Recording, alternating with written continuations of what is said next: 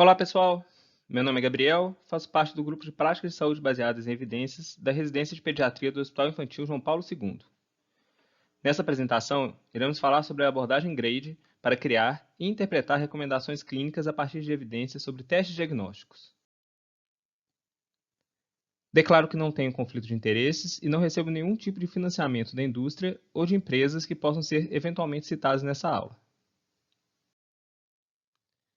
Nesta aula serão abordados os seguintes tópicos: avaliar a importância dos desfechos em testes diagnósticos, como avaliar o conjunto das evidências em testes diagnósticos, avaliar o quanto confiamos no resultado, ou seja, qual a qualidade da evidência, e conhecer as consequências do uso inadequado dos testes diagnósticos. Para interpretar uma recomendação, é importante conhecer o caminho necessário para sua elaboração. Primeiramente, é necessário colocar os pacientes no centro do cuidado, identificando quais são os desfechos importantes que fazem diferença. O segundo passo é verificar se a intervenção tem impacto clínico relevante nesses desfechos. E, em seguida, avaliar o quanto confiamos neste efeito. Por fim, é preciso ainda balancear custos, obstáculos à implementação, valores e preferências dos pacientes para finalmente elaborar uma recomendação.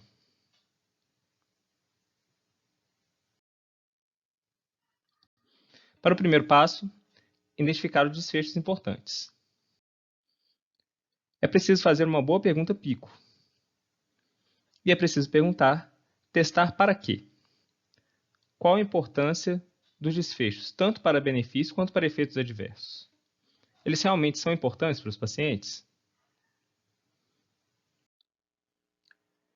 Então, o uso judicioso de testes diagnósticos deve seguir uma hierarquia do papel destes testes no processo de cuidado.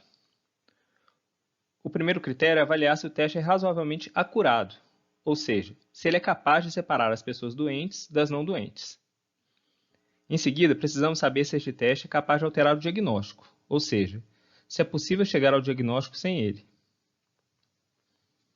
Solicitar o teste leva a mudanças no tratamento? Ou será que tratar sem confirmação diagnóstica é igualmente aceitável? E por fim, o objetivo máximo dos testes diagnósticos é mudar de fato os desfechos dos pacientes. Utilizar o teste melhora os desfechos dos pacientes? Veremos na prática que nem sempre temos todos estes dados e frequentemente teremos que fazer inferências. Portanto, frente a um paciente com uma doença indiferenciada, elaboramos uma série de hipóteses diagnósticas e os testes diagnósticos desempenham o papel de estreitar a lista de hipóteses diagnósticas para apoiar a decisão de tratar com o objetivo de melhorar o desfecho do paciente, minimizando os danos de terapias ineficazes ou do atraso diagnóstico. Cada teste que você estiver considerando utilizar pode ter papéis diferentes no processo diagnóstico. Um novo teste pode ser utilizado em substituição ao teste antigo se for mais acurado, menos invasivo, com menor risco para o paciente, mais rápido ou mais barato. Um bom exemplo é o diagnóstico por critérios clínicos no lugar da radiografia de seios da face em pacientes com suspeita de rinocinusite.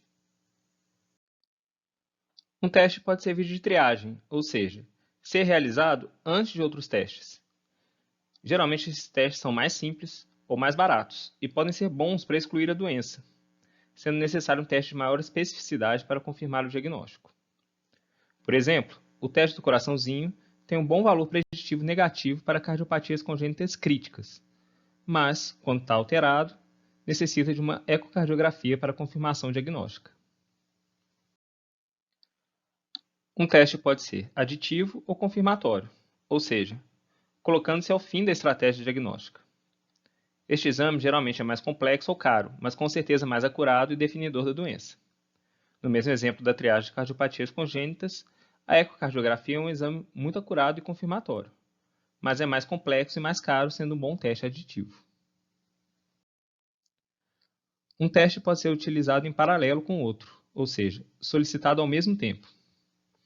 O teste deve ser complementar ao outro em termos de acurácia, avaliando vias fisiopatológicas diferentes. Por exemplo, em suspeita de infecção de trato urinário, comumente avaliamos a presença de piócitos no exame de urina rotina para avaliar sinais inflamatórios, em paralelo ao grande gota urinária para detectar a presença de um provável uropatógeno. O segundo passo é verificar se o teste diagnóstico tem impacto clínico relevante. No nosso exemplo, estamos considerando avaliar múltiplos testes para diagnosticar pneumonia bacteriana em crianças. Os desfechos considerados críticos para a tomada de decisão são mortalidade e internação hospitalar. Desfechos considerados importantes, mas não críticos para a tomada de decisão, são o uso desnecessário de antimicrobianos e exposição à radiação. Os dados de acurácia também podem ser apresentados como desfechos importantes. Nesse exemplo, a taxa de falsos negativos é mais importante que as demais, porque é plausível que o paciente seja colocado em risco de evoluir para um desfecho crítico caso não seja tratado. O impacto de testes diagnósticos em desfechos clínicos devem ser expressos nas mesmas medidas que intervenções terapêuticas, ou seja, com medidas absolutas de risco, como redução absoluta de risco, número necessário para tratar e diferença de risco. Medidas de acurácia devem ser expressas preferencialmente em taxas de diagnóstico certos e errados.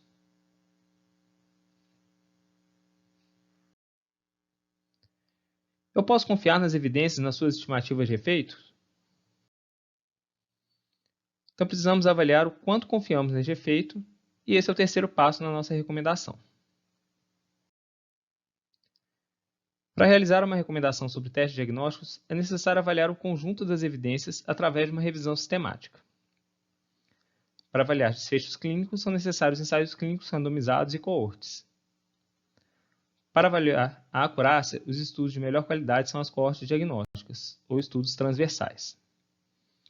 Estudos de caso-controle são úteis apenas para avaliar se um teste tem potencial como diagnóstico, mas esses estudos tendem a superestimar os dados de acurácia, porque não partem de pacientes com dúvida diagnóstica. Uma vez escolhida qual a revisão sistemática que eu vou avaliar, eu preciso perguntar se ela foi de fato sistemática, utilizando uma abordagem em 2 passos. Primeiro, avaliando a credibilidade da revisão, e depois, realizando a avaliação crítica dos resultados encontrados, como já vimos na aula desse tema. Para avaliar a credibilidade, o procedimento é o mesmo de revisões sobre intervenções terapêuticas, ou seja, precisamos saber se a pergunta clínica é clara, se é pouco provável que estudos importantes tenham sido perdidos, se a estratégia de busca é reprodutível e se os critérios de inclusão e exclusão de artigos foram adequados. As diferenças estão na análise crítica dos resultados. O risco de viés é proveniente da análise crítica dos estudos originais e é avaliado se há risco do resultado ter sido influenciado por outros fatores que não sejam a intervenção em que está sendo estudada. A ferramenta de avaliação de risco de viés mais comumente utilizada para avaliar a acurácia de estudos de testes diagnósticos é a QUADAS-2. É avaliado o risco de viés e preocupações sobre a aplicabilidade da seleção dos pacientes, do teste índice, da referência padrão e do fluxo e timing do processo diagnóstico empregado no estudo original. A seleção dos pacientes deve ser consecutiva ou de uma amostra randomizada de uma amostra representativa, evitando-se o desenho de caso-controle e exclusões inapropriadas. O teste índice deve ser interpretado sem o conhecimento do resultado do teste padrão e com um ponto de corte pré-especificado. A referência padrão deve ser realmente apropriada para diferenciar a doença em questão. Deve ser aplicada a todos os pacientes e a sua interpretação deve ser realizada sem o conhecimento do resultado do teste índice. O fluxo e o timing dos pacientes deve ter um intervalo de tempo apropriado e todos os pacientes devem ser testados com a mesma referência padrão. A avaliação da inconsistência parte do princípio que estudos semelhantes devem apresentar resultados semelhantes. Portanto, os estudos que buscaram responder à mesma pergunta pico devem encontrar resultados parecidos ou devemos considerar que os resultados foram heterogêneos. Dessa forma, o I² também é a forma de medir a heterogeneidade em testes diagnósticos. Em um forest plot, o centro do diamante, representando a especificidade combinada, deve estar alinhado com o intervalo de confiança da especificidade de cada estudo original. O mesmo se aplica para forest plots de sensibilidade ou likelihood. Para classificar o grau de imprecisão, deve-se avaliar o tamanho do intervalo de confiança. Intervalos de confiança muito imprecisos podem incluir desde resultados muito benéficos até resultados muito danosos, passando até por efeitos clinicamente irrelevantes. Imprecisão considerada não grave é quando o intervalo de confiança é tão estreito que na melhor e na pior estimativa não alteraria a recomendação. Neste exemplo, comparamos 3 testes hipotéticos. Com a mesma sensibilidade, suponhamos de 98%, estabelecendo uma acurácia mínima para a sensibilidade que represente a menor taxa de falsos negativos aceitável. Podemos estabelecer qual teste, para uma mesma acurácia, apresenta menor imprecisão a partir de seu intervalo de confiança. Apesar da mesma sensibilidade encontrada, confiamos mais no teste 3 para excluir a doença por ter um intervalo de confiança mais estreito. Olhemos para a especificidade. Os mesmos testes também apresentam 98% de especificidade, mas o intervalo de confiança do teste 1 é mais estreito. E é improvável que leve a uma taxa de falsos positivos inaceitável. É importante diferenciar os conceitos de acurácia e precisão. Acurácia é sobre a probabilidade técnica do teste acertar o diagnóstico. Precisão é sobre a probabilidade estatística do resultado ser verdadeiro. É sobre o intervalo de confiança. Quando a pergunta do autor é diferente da pergunta que interessa ao meu paciente, deve-se diminuir a confiança no efeito por evidência indireta. Populações de perfis diferentes, intervenções diferentes e desfechos substitutos devem ser consideradas evidências indiretas. A evidência é considerada direta quando a inferência do impacto dos testes é realmente medida pelo estudo original. Para isso, é necessário um ensaio clínico randomizado, em que uma população é submetida ao velho teste ou teste padrão e a um novo teste, sem saber se o resultado é verdadeiro ou não. A equipe assistente segue uma conduta de acordo com o resultado positivo ou negativo e medem-se os desfechos clínicos ao final do processo. Em um mesmo estudo, é dado um só passo da pergunta para os desfechos clínicos.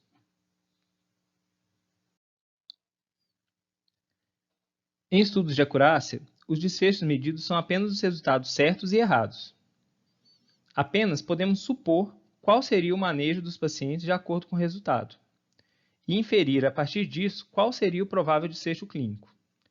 Então, para chegar aos desfechos clínicos são necessários 2 passos.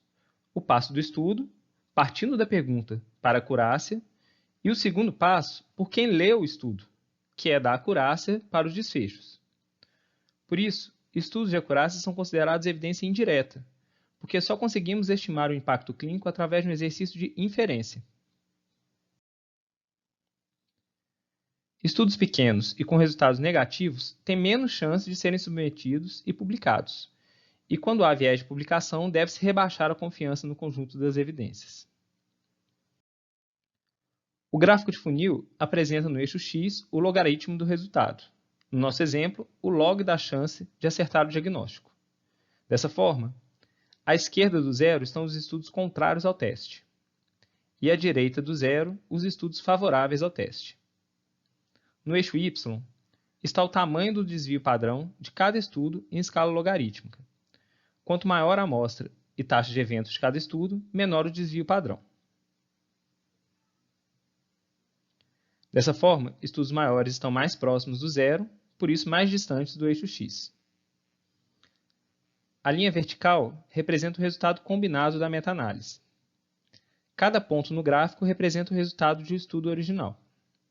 Dessa forma, estudos grandes têm menor risco de erro aleatório e se concentram no alto, próximo à linha do resultado combinado. Estudos menores tendem a se distribuir de forma aleatória e dispersa na base do gráfico, dando a aparência de funil invertido a esse gráfico. O viés de publicação é detectado quando há um vazio na base esquerda do funil.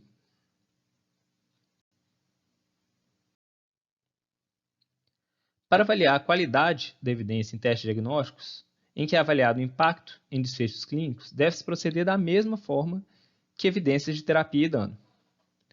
Ensaios clínicos randomizados são considerados evidência de alta confiança e podem ser rebaixados. E estudos observacionais começam com baixa qualidade e podem ser promovidos. Coortes diagnósticas também partem do pressuposto de serem evidências de alta qualidade, mas via de regra são rebaixadas por evidência indireta. Podemos dizer que temos alta confiança nos resultados de um teste, por exemplo, para sua taxa de falsos negativos.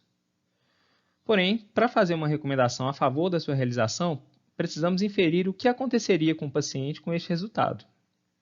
Por exemplo, se este falso negativo for para uma doença grave, como uma meningite bacteriana, não iniciar o tratamento prontamente levará o paciente rapidamente ao óbito.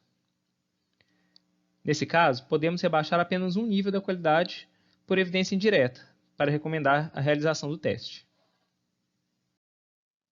No entanto, se a doença for menos aguda ou de evolução lenta, como uma doença renal crônica, o paciente provavelmente terá outras chances para realizar o diagnóstico, e é mais difícil inferir as consequências do atraso do diagnóstico.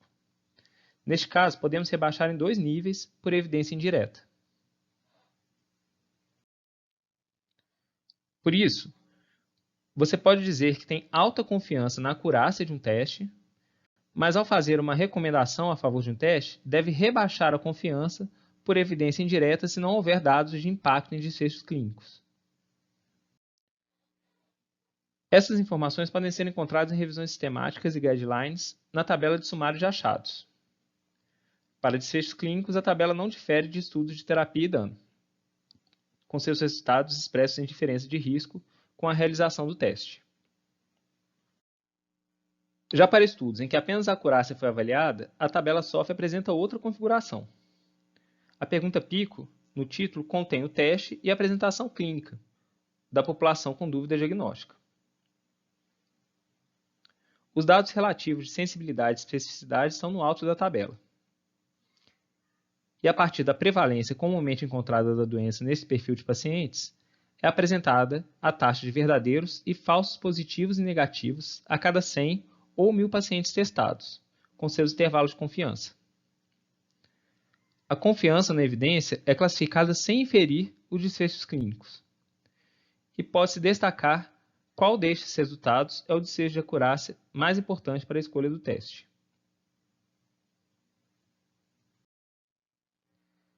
A aplicabilidade dessas evidências fora do ambiente de estudo deve levar em conta possíveis obstáculos, custos e valores e preferências dos pacientes.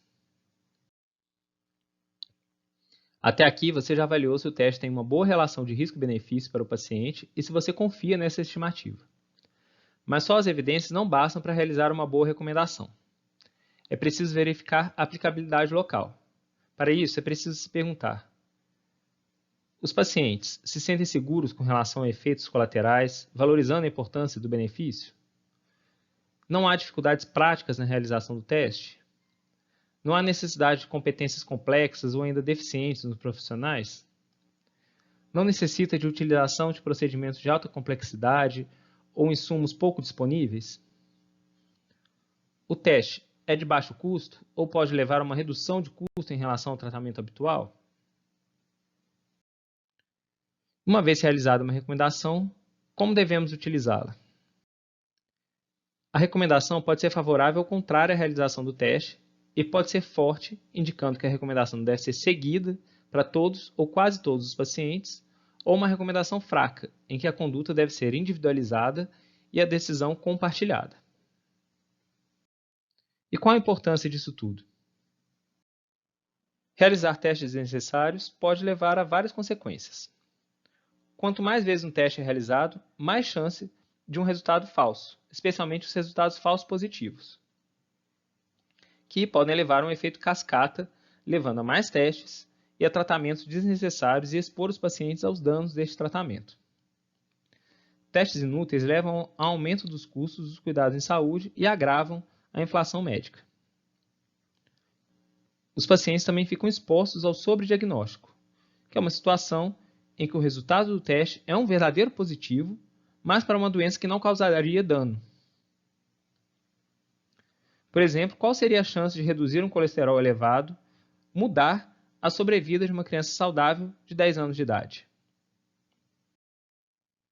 Nesse estudo publicado anualmente no estado de Washington, no noroeste dos Estados Unidos, é avaliado o prejuízo com intervenções consideradas de baixo valor para os pacientes.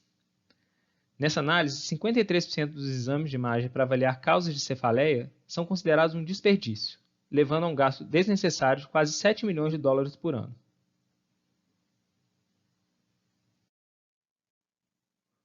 Como mensagens finais, Para o uso racional de testes diagnósticos, precisamos colocar os testes em um contexto de cuidados centrados no paciente, priorizando dados referentes a desfechos clínicos em comparação com simples dados de acurácia. Na ausência de evidências de desfechos clínicos, devemos considerar dados de acurácia como evidência indireta.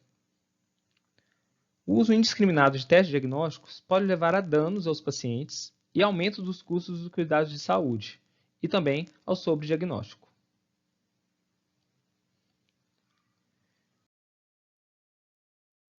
Em caso de dúvidas, entrar em contato por e-mail ou Twitter. Obrigado e até os próximos encontros.